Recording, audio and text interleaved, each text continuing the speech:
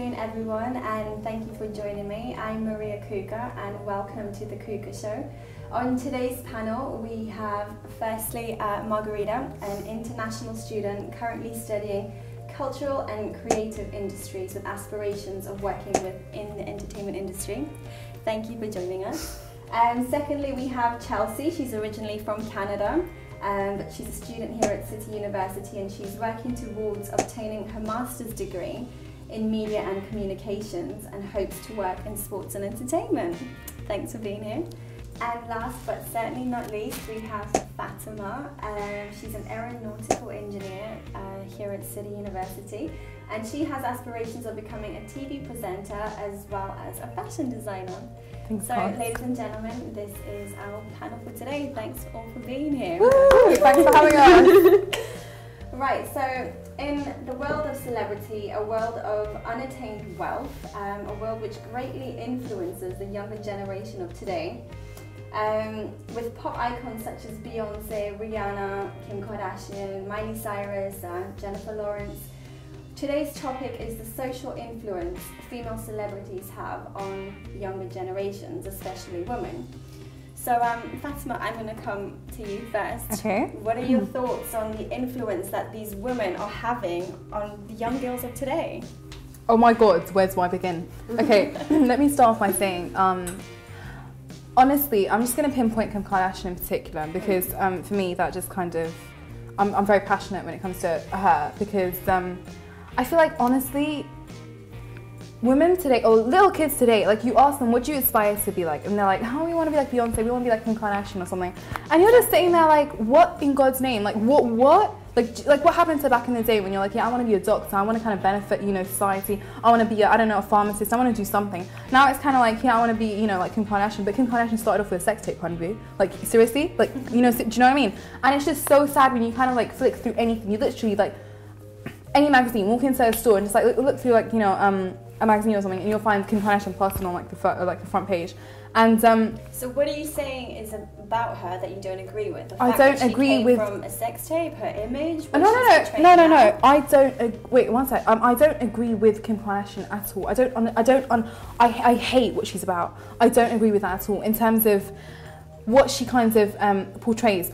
When you look at Kim Kardashian, what do you look at? You look at a big butt. You look at, you know, fake boobs, a fake woman in general. You look at somebody who started off from a sex tape and has, you know, like just gone on and on and on and capitalized on so much fame and so much fortunes. Has married Kanye West right now and has got a little daughter. Okay, that's lovely and stuff. But what she's all about. She's honestly like, what is she? That's the thing, like, what is she famous for? For nothing. When you look at her, you think of the Kardashians as an entertainment brand. That's all you think of them. So what are you saying, if you had the opportunity to be in her position with your entire family, making as much money as they are, being as famous as she is, you wouldn't take it? Okay, that's a really hard question. No, not to get there. Because when you look at like, okay, fine, let's look at Beyonce for example. I'm so sorry, but okay, we're looking at Kim Kardashian, Beyonce. Beyonce is known for something, her music.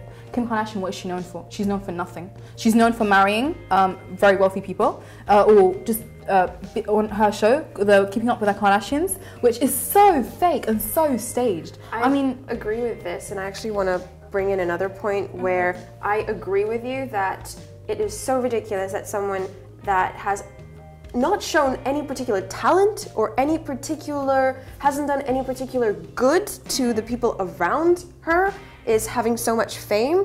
And well, you say she hasn't done good around her, but you know she does donate a lot of money to charity. No, we're not talking about like that, like donation and everything. Okay, like a lot of celebrities donate. You know, if you've got money, you donate, kind of thing. But we're talking about her as a person, as an image. Her as a talent. Her talent is to be a social personality. Her talent is to be a reality star. That is classified. But she's not a reality star, though. I mean, everything is fake. What do you mean by she's a reality star? Define that for me, because I seriously. Her whole life, her whole show of Keeping Up the Kardashians is based on her lifestyle and her family's lifestyle. So, whereas part of it is scripted and it's staged, I mean, that's what a reality star is. Can I ask you a question? Would you want your kids to watch Keeping Up with the Kardashians? I probably wouldn't have a problem with them watching it, but I would make them aware of certain things that, to me, are not real. I would not let my children watch it. Okay. What about you, Chelsea? Well, I'm not really. I'm kind of just think about what you were saying about Beyonce and Kim Kardashian. And I'm not going to knock Beyonce whatsoever. She's amazing, obviously. She's extremely talented. But when comparing them and talking about Kim Kardashian's image as a sexualized being with her big butt and whatnot, you know, you also have to look at Beyonce and the way that she sexualizes herself in her music videos. Exactly. Her biggest hit is Bootylicious. Like, all of these things, she has a lot of, you know, independent women and strong women sort of attitudes as well, but she still is very hypersexualized in the way she portrays herself to her fans, to the media. Yeah, you have a point there. I mean, we used to look at Beyonce, and a few years ago she was probably one of the most conservative singers that were out there. Now it's almost as if she's conformed to society and she's become more sexualized. Yeah. And as much as I agree with the fact that, yes, the idea of women being more independent and, you know, doing what they want to do, not having to conform to any stereotypical role of like a housewife or like a working woman, just any stereotype, I still don't agree that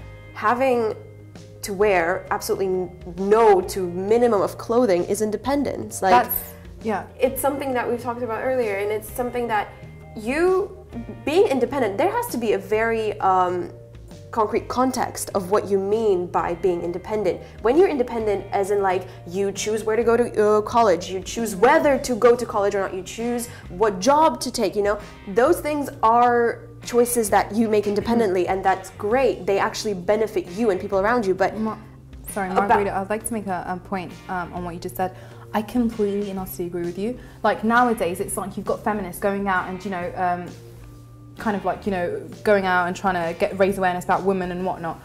But I completely agree with what she's saying. We actually aren't free. We're actually in a way oppressed. We live in a society where, honestly, it's become like a misogynist society where we kind of, it's so sad that a woman so beautiful has to pile on a kilo of makeup to leave the house. It's so sad to see, you know, little girls, you know, wanting for their, like, you know, for their birthday present, mum, dad, I want to get like a breast kind of enlargement, or I want to get butt implants. It's so sad when the makeup industry is worth 24 billion a year, which is like, I think it was in terms of GDP, it was, I think, one of the highest.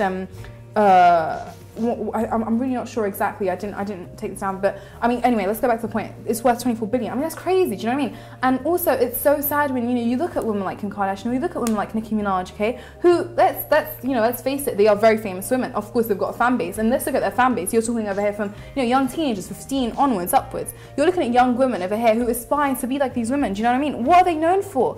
Her big butt, you know, big boobs. You know, let's look at Nicki Minaj as well. Her music. We were just listening to Anaconda right now. Seriously? I really want to go. Sorry to interrupt you, but just so that we don't go off topic too much. For instance, the way that celebrities are being portrayed within the media when it comes to their image per se. I mean, with social media like Twitter and Instagram, where we constantly see celebrities uploading pictures of themselves that are so perfect, any girl would be left feeling so depressed with the way that they might look naturally. You know, we've got airbrushing, we've got all this plastic surgery that's happening. I mean, what are your thoughts and feelings on the uncertainty and the depression that social media can create through these celebrities on these young girls? I think it's pretty concerning to see like things like hashtags and that sort of thing, where you can click on them and literally see all of these photos of, for instance, there's those like anorexia, you know, the hashtags that you can look and you see all these skinny girls, and you're going through pictures and pictures of this, and like, how is this healthy for people to see? Yeah. And through celebrities, like what they post, it's interesting because you kind of feel like you're a part of their lives and that they're sharing those parts with you, but they can leave you feeling quite inadequate, I guess, in seeing that the things that they do and the people that they're with and their lifestyles, which are quite lavish, it's hard not to kind of resonate with, well, why wouldn't I want to do the things that they did to get where they are, because look what they have now. So that is kind of, I guess, what's being instilled in Margarita, we're running out of time. Your final thoughts, please, on all of this. Okay, what are you going to say? when you talk about social media and when you talk about people who are in the music industry, in the entertainment industry, I just think that something like 20 or 30 years ago, when someone would run up to me and tell me, oh, watch this video, they would want me to watch that video for the quality of the song, for the lyrics, for the music, for the harmonies. But now, she showed me Anaconda to show me how ridiculous and outrageous and terrible it really is. So the idea behind the music industry has also changed so much, and it's a completely different topic that we shouldn't even go into, but yeah, that's one of my topics. But thank you so much for all your insight today, ladies. Thank you so much for watching. Today it was the Kouka Show, and next week we will be discussing something different, so make sure you tune in. Thank you so much.